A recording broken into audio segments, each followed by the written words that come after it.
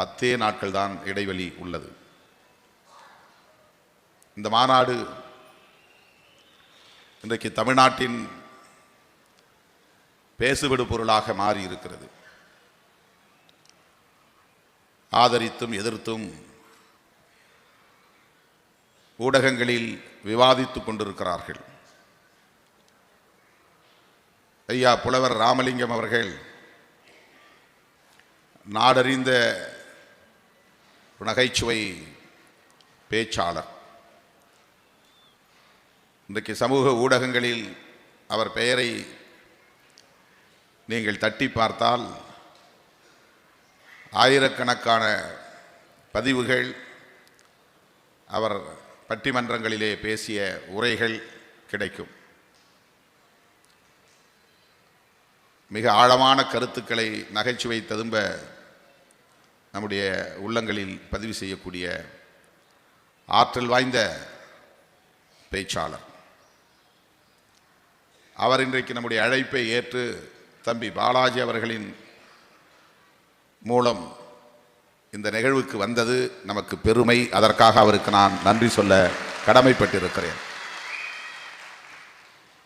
அவர் இதை மிகச்சிறந்த மனித தர்மம் என்று குறிப்பிட்டார். எதை மதுவை ஒழிக்க வேண்டும், போதைப் பொருள்களை ஒழிக்க வேண்டும் என்கிற ஒரு கடமையை இந்த இயக்கம் மேற்கொண்டிருக்கிறது. இந்த அரும் பணியை, பெரும் பணியை மானுட தர்மம் என்று குறிப்பிட்டு நம்மை பாராட்டி அமர்ந்திருக்கிறார். இப்படி 10 பேர் பாராட்டியிருந்தால், இந்த செயலை ஊக்கப்படுத்தி இருந்தால்,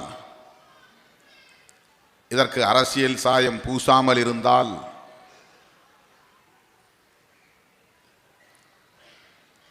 அனைத்து தரப்பை சார்ந்த கட்சி சார்பற்ற பொதுமக்கள் பலரும் இந்த களத்தில் கைகோர்க்க முன்வந்திருப்பார்கள். இது ஒரு பொதுவான பிரச்சனை, ஒரு குறிப்பிட்ட சமூகத்திற்கான பிரச்சனை அல்ல, ஒரு குறிப்பிட்ட கட்சிக்கான பிரச்சனை அல்ல, தேர்தல் அரசியலுக்காக பேசப்படுகிற ஒன்றும் அல்ல. சமூக பொறுப்புணர்வோடு, தொலைநோக்கு பார்வையோடு ஐயா அவர்கள் சொன்னதைப் போல மானுட தர்மத்தை நெஞ்சிலே ஏந்தி நாம் முன்னெடுத்திருக்கிற ஒரு பெரும் பணி. இதனை அப்படியே எல்லோரும் புரிந்து கொண்டிருந்தால் ஊடகத் தளங்களில் முரண்பாடான கருத்துக்களுக்கு இடமில்லாமல் போயிருந்திருக்கும்.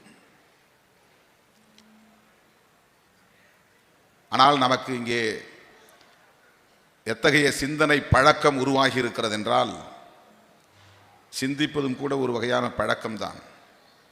எல்லோருக்கும் உணவு உண்பது ஒரு பழக்கம், உடை உடுத்துவது ஒரு பழக்கம். எவ்வளவு உயர்ந்த விலை உயர்ந்த பொருள்களை, ஆடைகளை வாங்கினாலும் எப்படி பழகினோமோ உடையை உடுத்த அப்படித்தான் நாம் பழகுவோம். எவ்வளவு சுவை மிகுந்த உணவாக இருந்தாலும் எப்படி சாப்பிட்டு பழகினோமோ அப்படித்தான் அதை சாப்பிடுவோம். எந்த அவையில் நிற்கிறோம் என்பது நமக்கு மனதிலே படாது. எந்த உணவகத்தில் நின்று சாப்பிடுகிறோம், பொது இடமா வீடா, எந்த இடத்தில் இருக்கிறோம், எப்படி சாப்பிட வேண்டும் என்பதெல்லாம் நமக்கு சிந்தனையில் ஓடாது. பழகியபடியே சாப்பிடுவோம். நாம் எப்படி சாப்பிட்டு பழகினோமோ அப்படி. அதுபோல சிந்தித்து பழகியபடியே நாம் சிந்திக்க ஆளாகி இருக்கிறோம். ஒவ்வொருவருக்கும் ஒவ்வொரு வகையான சிந்தனை முறை இருக்கிறது, சிந்தனை பழக்கம் இருக்கிறது. சிலர் எல்லாவற்றையும் சாதி அடிப்படையிலேயே சிந்தித்து பார்ப்பார்கள், சிலர் எல்லாவற்றையும் மத அடிப்படையிலேயே சிந்தித்து பார்ப்பார்கள், சிலர் எல்லாவற்றையும் பொருளாதார அடிப்படையிலேயே இதில் என்ன லாபம் நட்டம் என்று கணக்கு போட்டு சிந்திப்பார்கள். உறவுகளை கூட அப்படித்தான் சிந்தித்து பழகுவார்கள், காதலை கூட அப்படித்தான் சிந்தித்து முடிவெடுப்பார்கள். இது சிந்தனை பழக்கத்தில் இருந்து வருகிற ஒரு முறை. சிலர் எல்லாவற்றையுமே அரசியலாக பார்ப்பார்கள், அப்படியே சிந்தித்து பழகியவர்கள்.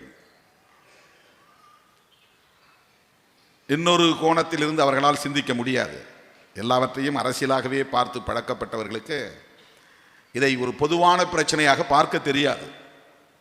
அதுதான் சிக்கல். ஒரு அரசியல் கட்சியை சார்ந்தவர்கள் ஒரு கருத்தை சொன்னால் அது அரசியலாகத்தான் இருக்கும் என்று முன்முடிவு எடுத்துக்கொள்கிறோம். ஒரு ப்ரீ கன்சீவ்டு தாட்ஸ், நமக்குள்ளே ஒரு முன்முடிவு. இவர் ஒரு அரசியல்வாதி, இப்படி தான் பேசுவார். அவர் அதிலிருந்து விடுபட்டு அரசியல் அல்லாமல் பேசினால் கூட அதை அரசியலாகத்தான் பார்ப்பார்கள். அதுதான் பிரச்சனை. இப்போ நான் அந்த இடத்தில் தான் அப்படிப்பட்ட ஒரு நெருடலான சிக்கலான ஒரு புள்ளியில் தான் நின்று கொண்டிருக்கிறேன். பல முறை பல மேடைகளில் இது குறித்து நான் விளக்கம் சொல்லிவிட்டேன். மது ஒழிப்பை 100 விழுக்காடு தூய நோக்கத்தின் அடிப்படையில் சமூக பொறுப்புணர்வோடு தொலைநோக்கு பார்வையோடு விடுதலை சிறுத்தைகள் கட்சி கையில் எடுத்திருக்கிறது, களத்தில் நிற்கிறது.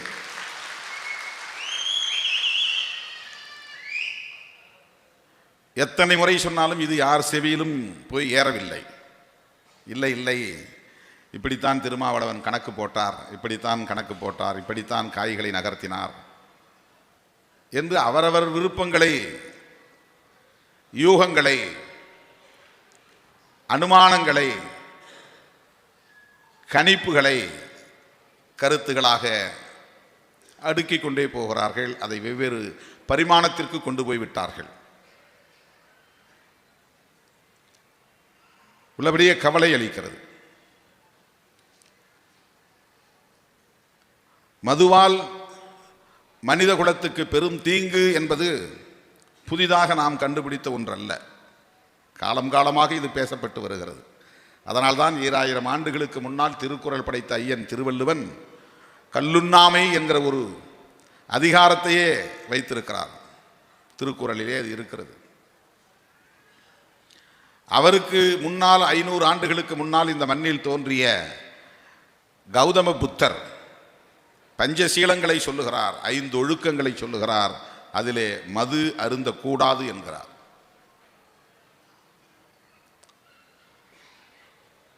மது மனித குலத்துக்கு கேடு என்பது, அது மெல்ல கொல்லும் நஞ்சு என்பது காலம் காலமாக சொல்லப்பட்டு வருகிற கருத்துதான். இது திருமாவளவனின் கருத்தல்ல, சிறுத்தைகளின் கருத்தல்ல. வள்ளலாரும் அதை வலியுறுத்துகிறார். புரட்சியாளர் அம்பேத்கர் அதை பற்றி பேசியிருக்கிறார். தந்தை பெரியார் அதற்காக போராடி இருக்கிறார். காந்தியடிகள் அதையே தமது உயிர் மூச்சு கொள்கை என்று தனது இறுதி மூச்சு வரையில் பேசியிருக்கிறார். இப்படி அடுக்கிக் கொண்டே போகலாம். பேரறிஞர் அண்ணா அவர்கள் முதலமைச்சராக இருந்த காலத்தில் அவருடைய கட்சியை சார்ந்த சட்டமன்ற உறுப்பினர்களே மதுவிலக்கை ரத்து செய்யுங்கள் என்று சொன்னபோது, முடியாது, அந்த தவறை நான் செய்ய மாட்டேன், அந்த தீங்கை செய்ய மாட்டேன் என்று வலியுறுத்தி இருக்கிறார். பெரியார் சொன்னார், அண்ணா சொன்னார், புரட்சியாளர் அம்பேத்கர் சொன்னார் என்பதையெல்லாம் தாண்டி, காந்தி சொன்னார் என்பதையெல்லாம் தாண்டி, ராஜகோபால் ஆச்சாரியார் சொல்லியிருக்கிறார். அவர் பிறப்பால் ஒரு பிராமண வகுப்பை சார்ந்தவர். அவருக்கு இந்த கவலை இருக்க வேண்டிய அவசியமில்லை. அடிப்படையில், சாதி அடிப்படையில், வர்க்க அடிப்படையில் மட்டும் அவர் அணுகியிருந்தால், அவர் சிந்தித்திருந்தால், பிராமணர்கள் பெரிதாக யாரும் இப்படி குடித்துவிட்டு தெருவிலே புரளுவதில்லை, ஆடைகள் இல்லாமல் புழுதியிலே வீழ்ந்து கிடப்பதில்லை, உழலுவதில்லை. எளிய மக்கள் தான், உழைக்கிற மக்கள் தான், கட்டிட வேலை செய்கிறவர்கள், காடு கழனிகளில் உழைக்கிறவர்கள், சாதாரண மக்கள் இதற்கு இலகுவாக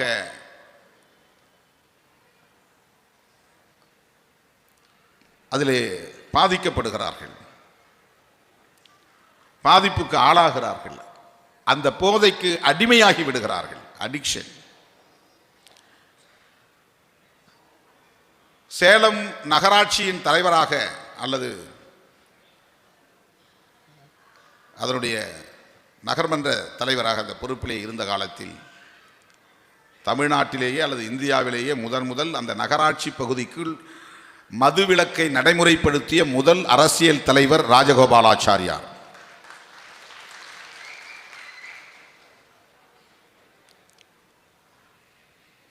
இவர்களெல்லாம் ஏன் மதுவிலக்கு வேண்டும் என்று சொன்னார்கள்? இப்படி நீண்ட நெடிய ஒரு வரலாறு இருக்கிறது, வரலாற்று பின்னணி இருக்கிறது. அந்த வரிசையில் நாம் நிற்கிறோம், இதை வலியுறுத்துகிறோம். திடீர்னு திருமாவளவனுக்கு ஞானோதயம் என்கிறார்கள். இப்போதுதான் என் பேச்சை நீங்கள் கவனிக்க தொடங்கி இருக்கிறீர்கள், அதுதான் காரணம். அல்லது இப்போதுதான் இந்த ஊடகங்கள் இதை பெரிதுபடுத்துகின்றன. அவர்களுக்கு ஒரு உள்நோக்கம் இருக்கிறது.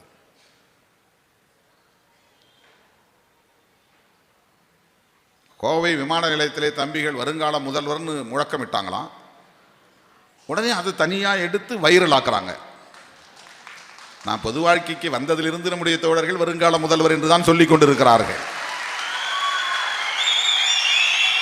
நான் ஏன்பா ஆசைப்படுவதுதான் பெரிதாக ஆசைப்படுங்களேன், வருங்கால பிரதமர் என்று கூட சொல்லலாமே, ஏன் முதல்வர் என்று சொல்லுகிறீர்கள் என்று நான் அதை சொல்லி கடந்து போகிறேன். நம்முடைய ஆசையாக இருக்கலாம், ஆனால் நம்முடைய களமும் செயலும் தான் அதை தீர்மானிக்கும். வெறும் முழக்கங்கள் அதை தீர்மானிக்காது. ஆனால் அதை பெரிதுபடுத்துகிறார்கள். பாருங்க, திமுக கூட்டணியில் இருக்கிறார் திருமாவளவன், அவருடைய தொண்டர்கள் எல்லாம் இவரை வருங்கால முதல்வர்னு சொல்கிறாங்க, அவங்களுக்கு ஏதோ ஒரு நோக்கம் இருக்குது அப்படின்னு அவங்க சொல்கிறாங்களாம். அவ்வளவு ராஜதந்திரமாக அந்த செய்தியை எடுத்து சமூக ஊடகங்களில் வைரல் ஆக்குறாங்களாம்.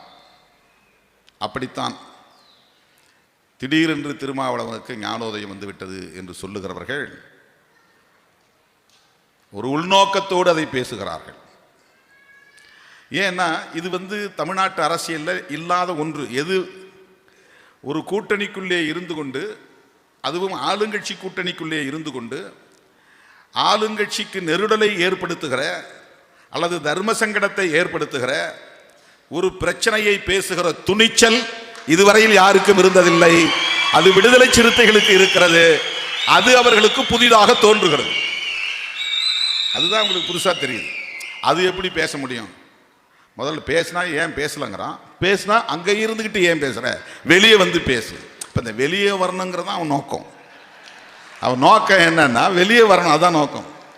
உள்ளே இருந்துக்கிட்டு பேசணும்னா ஏன் இது வரல இந்த பிரச்சனையை பேசலாங்கிறான். அப்படி உள்ளே இருந்துக்கிட்டு பேசணும்னா நீ ஏன் அங்கே இருந்துக்கிட்டே பேசுகிற, வெளியே வந்து பேசு. இப்போ அவனுடைய உண்மையான நோக்கம்ங்கிறது இந்த கூட்டணியை உடைக்கணுங்கிற அரசியல். இப்போ கள்ளக்குறிச்சியில் 69 பேர் உயிரிழந்தார்கள் என்ற துயரத்தை கேள்விப்பட்டதும் உடனடியாக களத்திற்கு போய் அந்த மக்களை நேரிலே சந்தித்த போது கண்ணீர் மல்க அந்த தாய்மார்கள் விடுத்த கோரிக்கை அரசு மதுபான கடைகளை மூட வேண்டும் என்பதுதான். அதிலிருந்துதான் ஒரு முடிவை விடுதலை சிறுத்தைகள் கட்சி எடுக்கிறது. மாவோ சொன்னான், மக்களிடம் செல்லுங்கள், உமக்கு கற்றுத்தருவார்கள், கற்பிப்பார்கள் என்று சொன்னார். நான் எங்கோ ஒரு அறைக்குள்ளே உட்கார்ந்து கொண்டு, குளிர்சாதனம் பொருத்தப்பட்ட ஏசி பொருத்தப்பட்ட அறைக்குள்ளே உட்கார்ந்து கொண்டு சமூக ஊடகங்களை பார்த்து கொண்டு முடிவெடுக்கவில்லை. வெயிலோடு வெயிலாக மக்களோடு களத்தில் நின்று, மழையோடு மழையாக மக்களோடு களத்தில் நின்று, கண்ணீரோடு கண்ணீர் சிந்தி மக்களோடு களத்தில் நின்று போராடுகிற இயக்கம் விடுதலை சிறுத்தைகள் கட்சி. நாம் இதுவரையில் 40க்கும் மேற்பட்ட மாநாடுகளை நடத்தியிருக்கிறோம். மக்களின் உணர்வுகளை பிரதிபலிக்கக்கூடிய வகையில் களத்தில் நின்று முடிவெடுத்திருக்கிறோம். இதை செஞ்சால் இந்த லாபமா, இதை செய்தால் இந்த நட்டமா என்று கணக்கு போட்டு எந்த முடிவும் நாம் எடுத்ததில்லை. ஊடகங்களில் விமர்சிப்பவர்களுக்கு விடுதலை சிறுத்தைகளை புரிந்து கொள்வதற்கு சிரமம்தான். ஏனென்றால் நீங்கள் முன்முடிவு எடுத்து ஒரு மதிப்பீடு செய்து அதன் அடிப்படையில் சிந்திக்க பழகி இருக்கிறீர்கள். இந்த சிந்தனை பழக்கம் அது. என்ன முன்முடிவு? விடுதலை சிறுத்தைகள், அதன் தலைவர் திருமாவளவன், அவர் குறிப்பிட்ட இந்த சமூக அடையாளம் கொண்டவர். அதெல்லாம் கவனிக்க வேண்டியதில்லை, விடுங்க. அவர் என்ன பேசுகிறார் அது வேண்டாம், ஸ்க்ரோல் பண்ணு, தள்ளுங்க. இது உம்மிடம் இருக்கிற பிழை, எங்களிடம் அந்த பிழை இல்லை. கவனிக்காமல் இருந்தது உங்களின் பிழை. நாங்கள் எந்த காலத்தில் பொது வாழ்க்கையில் அடியெடுத்து வைத்தோமோ அந்த காலத்திலிருந்து சாதி ஒழிப்பே மக்கள் விடுதலை என்று முழங்கிக் கொண்டிருக்கிற இயக்கம். ஆனால் நீங்கள் இதை சாதி கட்சி என்று திரும்ப திரும்ப சாதி புத்தியோடு விமர்சிக்கிறீர்கள். அது உங்கள் பிழை, எங்கள் பிழை அல்ல. மது ஒழிப்பை திரும்ப திரும்ப பேசிக்கொண்டே இருக்கிறோம். அதை இவ்வளவு நாள் நீங்கள் கவனித்ததில்லை. புதிதாக பேசுவதாக விமர்சிக்கிறீர்கள். அது உங்கள் பிழை, எங்கள் பிழை அல்ல. கூட்டணியில் இருந்தாலும் மக்கள் பிரச்சனைகளை துணிந்து பேசுவோம் என்பது சிறுத்தைகளின் வரலாறு. இதை கவனிக்காதது உங்கள் பிழை, எங்கள் பிழை அல்ல. எத்தனையோ பல சான்றுகளை சொல்ல முடியும். ரொம்ப முக்கியமாக நான் பல மேடைகளில் சொன்னதைப் போல 2009 ஈழத் தமிழர்களுக்கு எதிரான பயங்கரவாதம் உச்சத்தில் இருந்தபோது, ஒரு இனப்படுகொலை நிகழ்ந்த போது, தமிழ்நாடே பொங்கலை கொண்டாடி கொண்டிருந்த காலத்தில் 2009 ஜனவரி 12ஆம் தேதி திராவிட முன்னேற்றக் கழகம் ஆட்சியில் இருக்கிற போது, அந்த கூட்டணியில் இருக்கிற விடுதலை சிறுத்தைகளின் தலைமை பொறுப்பில் இருக்கிற நான் சாகும் வரை உண்ணாவிரத போராட்டத்தில் அமர்ந்தேன். அதிமுக உள்ளிட்ட எதிரணியில் உள்ள கட்சி தலைவர்களோடு கைகோர்த்து பயணித்தேன்.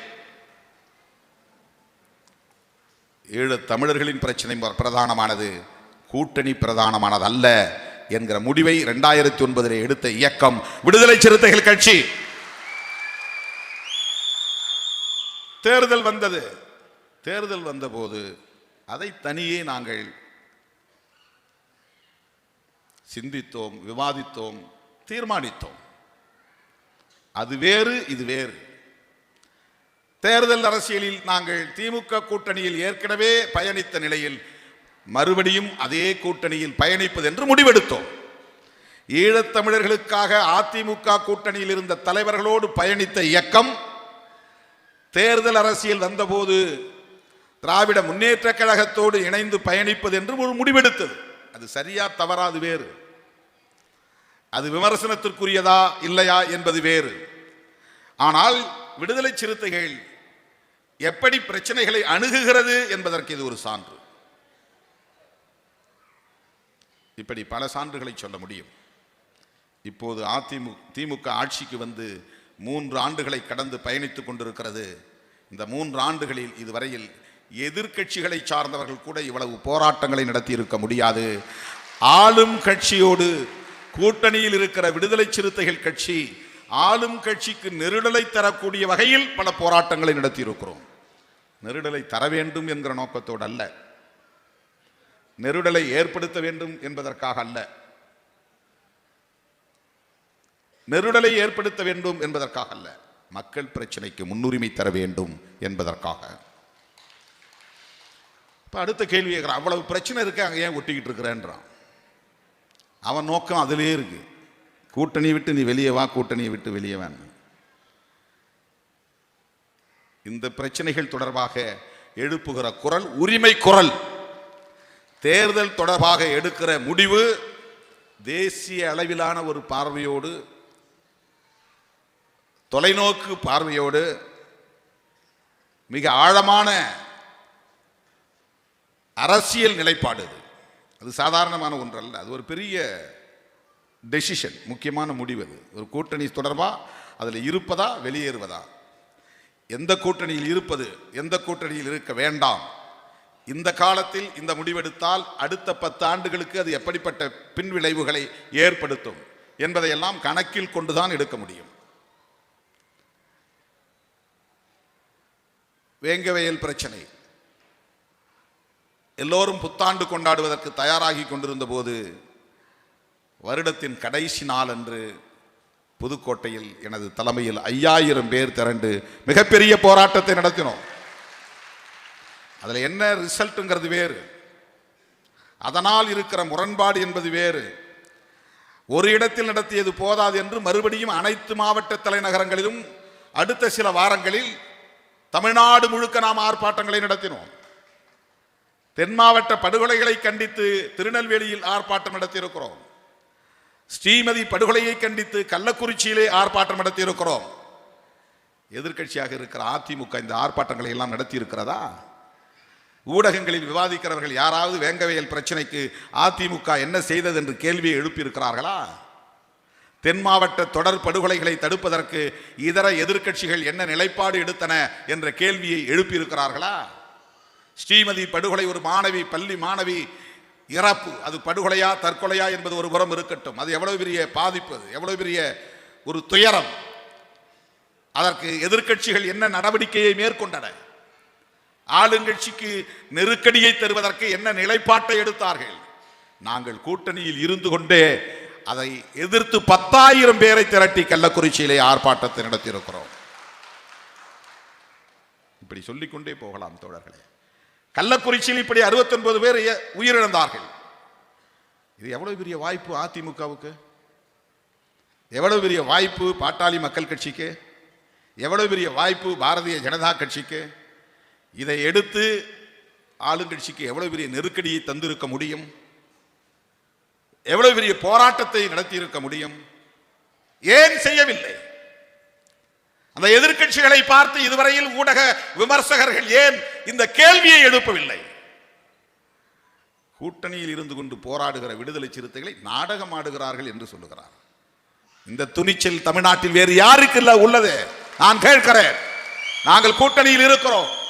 69 பேர் உயிரிழந்திருக்கிறார்கள், கள்ளச்சாராயத்தில் செத்திருக்கிறார்கள். ஆளும் கட்சிக்கு இது ஒரு நெருக்கடி. கூட்டணியில் இருக்கிற அதே சூழலில் விடுதலை சிறுத்தைகள் எவ்வளவு பெரிய போராட்டத்தை சென்னையில் நடத்தினோம். அந்த போராட்டத்தில் தானே இந்த மாநாட்டை அறிவித்தோம். அடுத்தடுத்து இதை செய்கிறோமே, இதை பாராட்ட உங்களுக்கு மனம் இருக்கிறதா? ஊக்கப்படுத்துகிற துணிச்சல் உங்களுக்கு இருக்கிறதா? ஐயா புலவர் ராமலிங்கம் அவர்கள் எல்லாவற்றையும் கடந்து இது மிகப்பெரிய பணி, மனித தர்மம், அவரை பாராட்டுகிறேன் என்று சொன்னார். அப்படி சொல்லியிருந்தா இதை அரசியல் கடந்து போயிருக்கும். அவ்வளவு பெரிய ஊடகங்களில் பேசக்கூடியவர்கள் ஒவ்வொருவரும் இது சரியான நோக்கத்தில் தான் அவர் எடுத்திருக்கிறார். இது ஒரு மானுட தர்மம், மனித குலத்தை பாதுகாப்பதற்கான ஒரு பெரும் பணி. அவர் சொன்னதிலே என்ன தவறு? ஏன் அதிமுகவுக்கு அழைப்பு விடுத்தால் என்ன, மற்ற கட்சிகள் எல்லோரும் சேர்ந்து குரல் கொடுக்க வேண்டும் என்று சொல்லியதிலே என்ன தவறு இருக்கிறது? இதை ஏன் அரசியல் சாயத்தை பூசி பார்க்க வேண்டும் என்று பேச ஒரு நபர் இல்லை. ஏனென்றால் தமிழ்நாட்டின் சிந்தனை பழக்க முறை என்பது ஒன்று சாதியை சார்ந்ததாகவோ மதத்தை சார்ந்ததாகவோ அல்லது இது போன்ற அரசியல் கணக்குகளை அடிப்படையாக கொண்டதாகவோ இருக்கிறது.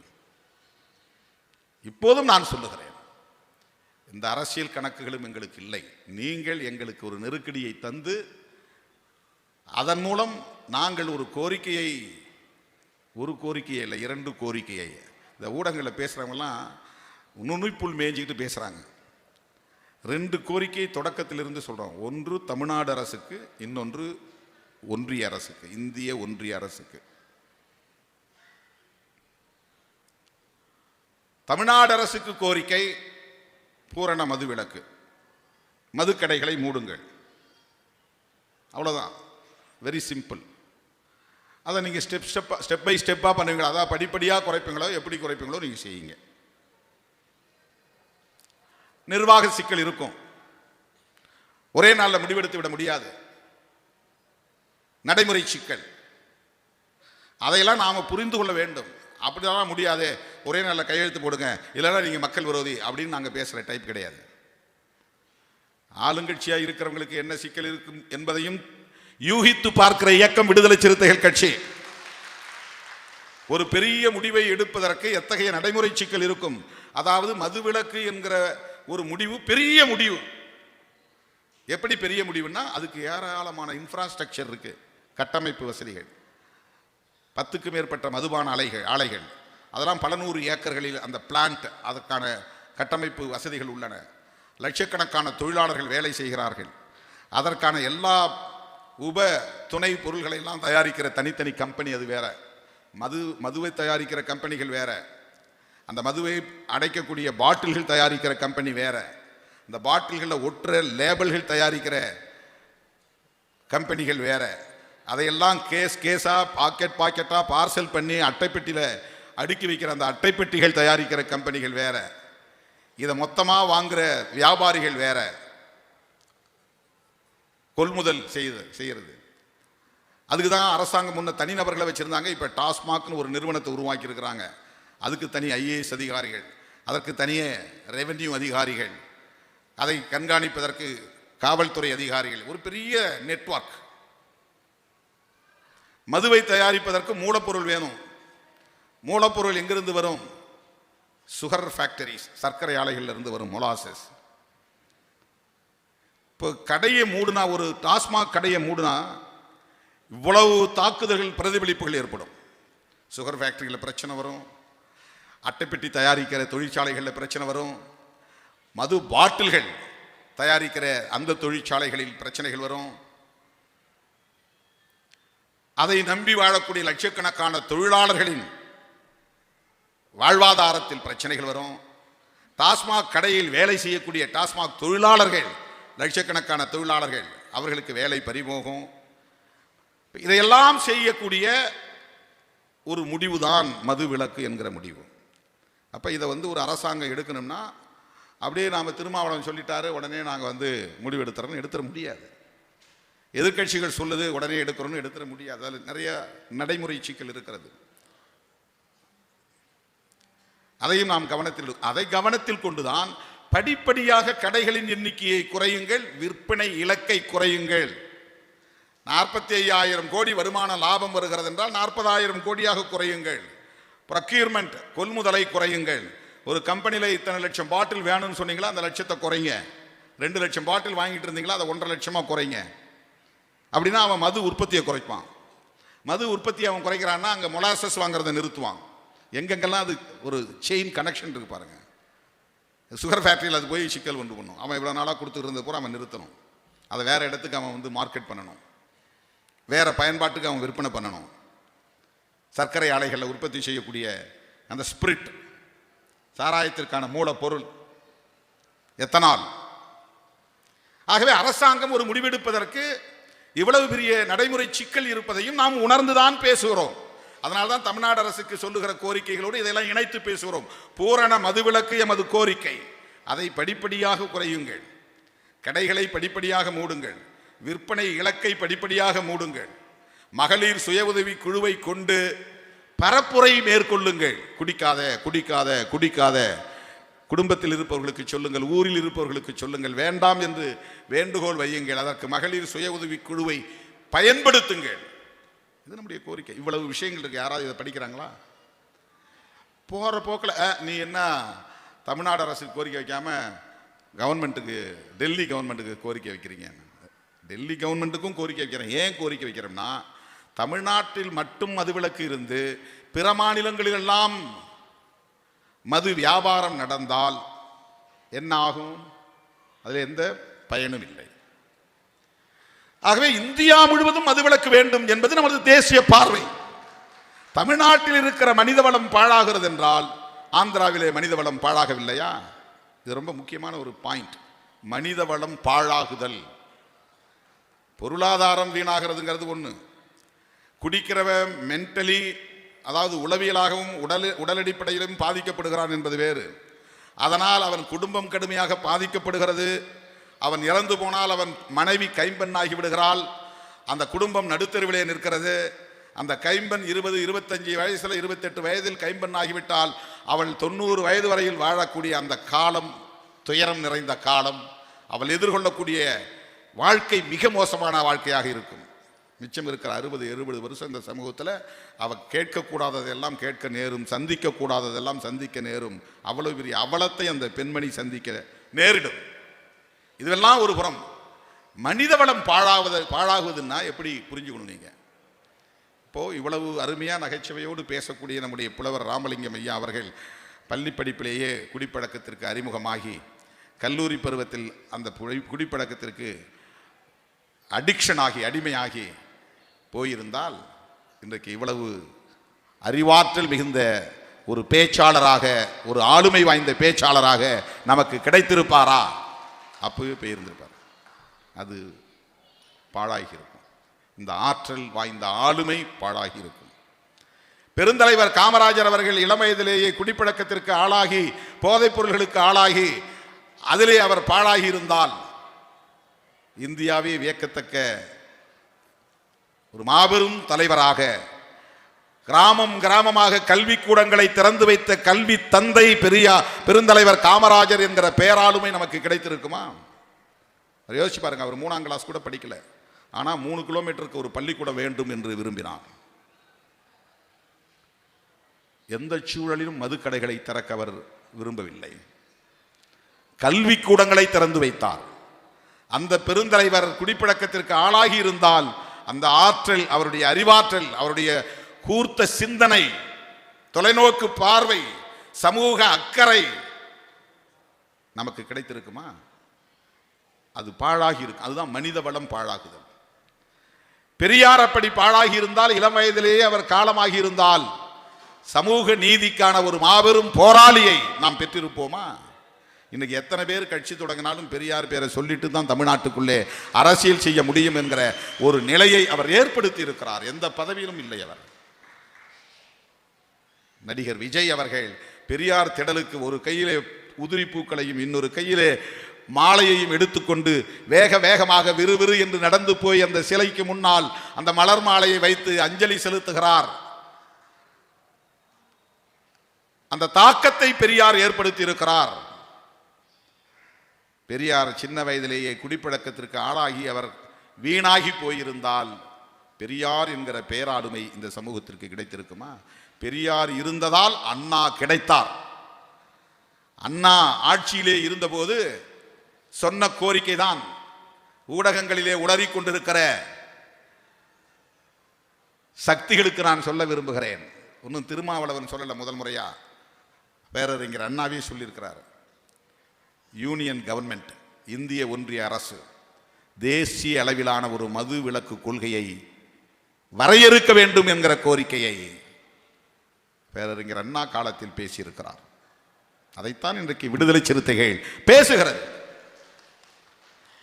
எந்த அடிப்படையில் அண்ணா கேட்டார்? புரட்சியாளர் அம்பேத்கர் வகுத்தளித்த அரசமைப்பு சட்டத்தின் உறுப்பு எண் 47, ஆர்டிகிள் 47. அதை பேசுறவர்கள் என்ன சொல்றாங்கன்னா, 47 என்ன சொல்லுது? ஸ்டேட் பாலிசியை பற்றி சொல்லுது. ஸ்டேட் பாலிசினா என்ன?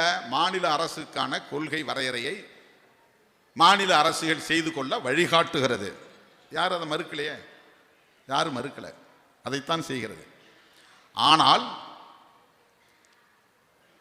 அதிலே மத்திய அரசுக்கும் பொறுப்பு உண்டா இல்லையா என்பதுதான் கேள்வி. மாநில அரசுகளுக்கு இருக்கிற எல்லா பொறுப்புகளின் மீதும் இந்திய ஒன்றிய அரசுக்கு பொறுப்பு உண்டு, அக்கவுண்டபிலிட்டி இருக்கிறது. அதை யாரும் பேசுவதில்லை.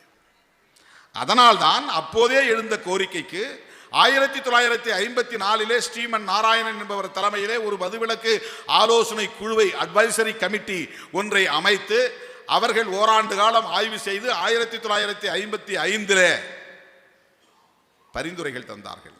அந்த பரிந்துரை எல்லா மாநில அரசுகளும் மதுவிலக்கு கொள்கையை ஏற்றுக்கொண்டு உடனடியாக ஒன்றிய அரசுக்கு இசைவு தர வேண்டும். மாநில அரசுகளுக்கு பரிந்துரை தருகிறது. இந்திய ஒன்றிய அரசு, டெல்லி அரசு அல்லது அந்த மத்திய அரசு தேசிய அளவில் மதுவிலக்கு சட்டம் கொண்டு வர வேண்டும். இதை சொன்னது யார்? ஸ்ரீமன் நாராயணன் குருவின் தலைமையிலான குழு. இதெல்லாம் தெரியாம நாங்க பொத்தாம்பதுல ஏதோ ஒரு கோரிக்கையை மோடி கவர்மெண்ட் இருக்கு அதனால சொல்லுன்னு சொல்லலை. ஸ்ரீமன் நாராயணன் தலைமையிலான இந்த கமிஷன், அந்த கமிட்டி முன்வைத்த பரிந்துரைகள், ரெக்கமெண்டேஷன்ஸ், அதன் அடிப்படையில் இந்த கோரிக்கையை வைக்கிறோம். அண்ணா வைத்தார். அண்ணா வைப்பதற்கு ஆர்டிகிள் 47 காரணமாக இருக்கிறது. காமன் சிவில் கோடு, முஸ்லிமுக்கு மட்டும் தனிச்சட்டம் கூடாது, எல்லாருக்கும் ஒரே மாதிரியான சிவில் சட்டம் வேண்டும். அதற்கு பிஜேபி என்ன சொல்லுகிறது என்றால், கான்ஸ்டிடியூஷனிலே சொல்லப்பட்டிருக்கிறது, டைரக்டிவ் பிரின்சிபிள்ஸ் என்கிற பகுதியிலே சொல்லப்பட்டிருக்கிறது, ஆர்டிகிள் 44 அதற்கான வாய்ப்பை தருகிறது. அதுக்கு மட்டும் 44 நீ கையில் எடுப்ப, இதுக்கு நீ 47 எடுக்கக்கூடாதா? 44வது உறுப்பு எண்ணை நீ உனக்கு சாதகமாக பயன்படுத்தி கொண்டு அகில இந்திய அளவில், தேசிய அளவில் பொது சிவில் சட்டத்தை கொண்டு வருவதற்கு முயற்சி செய்வாய். அதே உறுப்பு எண் 47 டைரக்டிவ் பிரின்சிபிள்ஸ் என்கிற பகுதியிலே இருக்கிறது. அந்த 47 அடிப்படையில் தேசிய மதுவிலக்கு கொள்கையை கொண்டு வா என்று சொன்னால், அதெல்லாம் அதுக்கு ஸ்டேட்டுக்கு தான், யூனியன் கவர்மெண்ட்டுக்கு இல்லைன்னு சொல்லுவியா? என்ன வாதம் இது? ஆகவே நமது கோரிக்கை 2, தமிழ்நாடு அரசுக்கு பூரண மதுவிலக்கு, இந்திய ஒன்றிய அரசுக்கு தேசிய மதுவிலக்கு கொள்கை.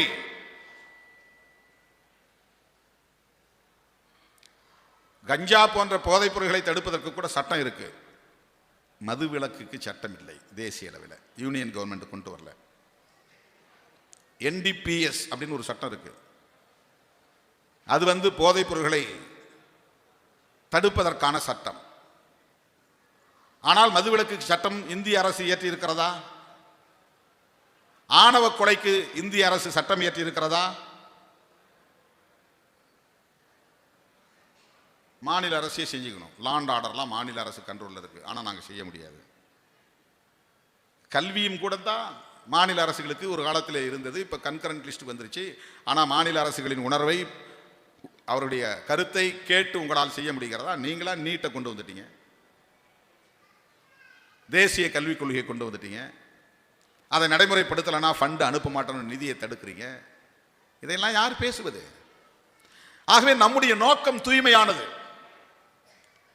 2 அரசுகளுக்கும் கோரிக்கை வைக்கிறோம். தமிழ்நாடு அரசுக்கு முழு மதுவிலக்கு, இந்திய ஒன்றிய அரசுக்கு தேசிய மதுவிலக்கு கொள்கை.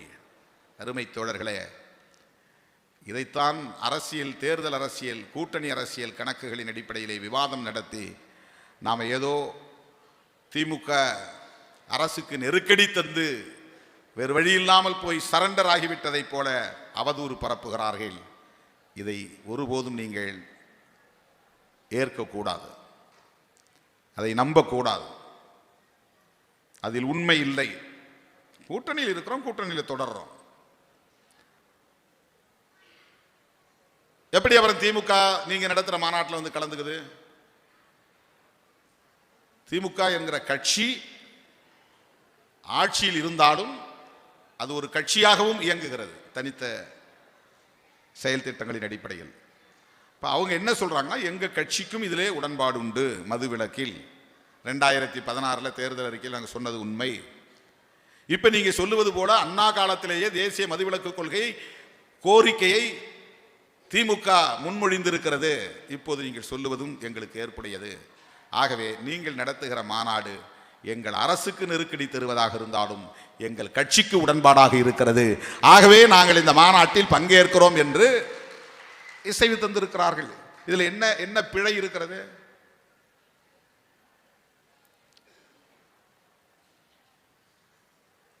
இதை கூட்டணி அரசியலாக மாற்றியது யார்? தேர்தல் அரசியலோடு இதை பிணைத்து பார்த்தது யார்? இந்த சிந்தனை பழக்கத்திற்கு ஆளானவர்கள் தானே. இதேன் புலவர் ராமலிங்கம் ஐயா அவர்களைப் போல ஒரு பொது பிரச்சனை என்று நீங்கள் பார்த்திருக்க கூடாது. இப்ப நீங்க பாமகவை கூப்பிட்டு நீங்க கூட்டணி கணக்கு தான் பேசியிருப்பீங்க. பிஜேபியை கூப்பிட்டு இருந்தாலும் நீங்க கூட்டணி கணக்கு தான் பேசியிருப்பீங்க. ஏன்னா உங்களுடைய சிந்தனை பழக்கம் அப்படித்தான் இருக்கிறது. நாங்கள் ஏற்கனவே இவர்கள் இந்த கட்சி என்கிற அடிப்படையில் குடிக்கிற குடிநோயாளிகள் எந்த சாதி எந்த மதம் என்று நாங்கள் பார்க்கவில்லை, அவர்களை பொதுவாக பார்க்கிறோம். ஆனால் இந்த கட்சிகள் இரண்டும் சாதி மதம் என்கிற 2 பிரச்சனைகளை மட்டுமே மையப்படுத்தி மறுபடியும் மறுபடியும் மறுபடியும் அவர்கள் அரசியல் செய்து வருவது ஊரறிந்த உண்மை, நாடறிந்த உண்மை, வரலாறு அறிந்த உண்மை. இதை யாரும் மறுக்க முடியாது. ஒரு தம்பி கேட்கிறார், அவங்க சாதி கட்சினா நீங்க யாருன்னு கேட்கிறார். நாங்கள் சாதி ஒழிப்பு கட்சி. எங்கள் கோரிக்கை சாதி ஒழிப்பு என்பதுதான். அவங்க என்னைக்காவது சாதி ஒழிப்பே மக்கள் விடுதலைன்னு சொல்லி இருக்கிறாங்களா? சாதி கூடாதுன்னு சொல்லி இருக்கிறாங்களா? சாதி பெருமை பேசுகிறவர்களுக்கும் சாதி ஒழிப்பை பேசுகிறவர்களுக்கும் வேறுபாடு தெரியாதவர்கள் நீங்க என்ன கட்சின்னு கேட்கிறாங்க. எந்த காலத்திலும் விடுதலை சிறுத்தைகள் சாதி பெருமை பேசியதில்லை. ஒரு குறிப்பிட்ட சமூகத்தை சார்ந்தவர்கள் என்னை ஆதரிக்கிறார்கள் என்றால் அதற்கும் நீங்கள் தான் பொறுப்பு. ஏனென்றால் உங்களால் என்னை ஏற்றுக்கொள்ள முடியவில்லை, உங்கள் சாதி புத்தி தடுக்கிறது. உன்னுடைய சாதி புத்தி தான் அதற்கு காரணமே தவிர என்னுடைய அரசியல் காரணம் அல்ல. நான் ஈழத்தமிழர்களுக்காக போராடி இருக்கிறேன், காவிரி நீருக்காக போராடி இருக்கிறேன், கனிமவள பிரச்சனைகளுக்காக போராடி இருக்கிறோம், மது ஒழிப்புக்காக 2015 திருச்சிராப்பள்ளியில் மது ஒழிப்பு மகளிர் மாநாடு நடத்தி இருக்கிறோம். எந்த பிரச்சனையை நாங்கள் தொடவில்லை, எந்த பிரச்சனைக்காக நாங்கள் போராடவில்லை. எந்த காலத்தில் ஒரு குறிப்பிட்ட சாதி அரசியலை நாங்கள் பேசி நீங்கள் பார்த்திருக்கிறீர்கள்? என்றைக்கு நாங்கள் ஆண்ட பரம்பரை என்று சாதி பெருமை பேசியிருக்கிறோம்? என்றைக்கு பிற சாதிகளுக்கு எதிரான வெறுப்பை பேசியிருக்கிறோம்? அரசியல் கட்சிகளை விமர்சிக்கிறோம், அது வேறு. இதை கூட உங்களால் பிரித்து பார்க்க முடியவில்லை. யார் யாரோ கட்சி தொடங்கினால் அவர்களை எல்லாம் உங்களால் ஏற்றுக்கொள்ள முடிகிறது. நான் கட்சி தொடங்கி 35 ஆண்டுகள் ஆகின்றன, தேர்தலுக்கு வந்து 25 ஆண்டுகள் ஆகின்றன. ஒரு நாளைக்கு 20 மணி நேரம் மக்களோடு நிற்கிறேன். இன்னும் உங்களால் என்னை ஏற்றுக்கொள்ள முடியவில்லை என்றால் அது உங்களின் தரம். அதுதான் உங்கள் தரம், அதுதான் உங்கள் சாதி புத்தி. அதற்கு நான் பொறுப்பல்ல. என்னை ஏற்றுக்கொள்வதிலே உங்களுக்கு இருக்கிற சிக்கல் உங்கள் சாதி புத்தி, அது எனக்கு இல்லை. எனவே விடுதலை சிறுத்தைகள் என்பது சாதி கட்சி அல்ல, சாதி ஒழிப்பு இயக்கம்.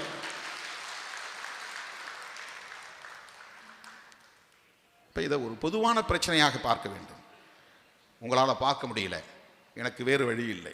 எங்கள் கூட்டணியில் இருக்கிற ஜனநாயக சக்திகளோடு இணைந்து இந்த மாநாட்டை நடத்த வேண்டிய நிலைக்கு நாங்கள் தள்ளப்பட்டிருக்கிறோம். பொதுவானவர்கள் வாங்க, ஐயா வந்து மாநாட்டில் பேசட்டும். இதுபோல பொதுவாக இந்த பிரச்சனைகளை பார்க்கிறவர்கள் வந்து பேசட்டும். எங்களுக்கு எந்த ஆட்சேபனையும் இல்லை. ஏன் அரசியல் சாயம் பூச வேண்டும்? எல்லோரும் சேர்ந்து குரல் கொடுத்தால் ஏன் கடைகளை மூட முடியாது? இதுதான் என்னுடைய கேள்வி. 10ஆம் தேதியினுடைய பேட்டியில் அதுதானே நான் சொல்லியிருக்கிறேன்.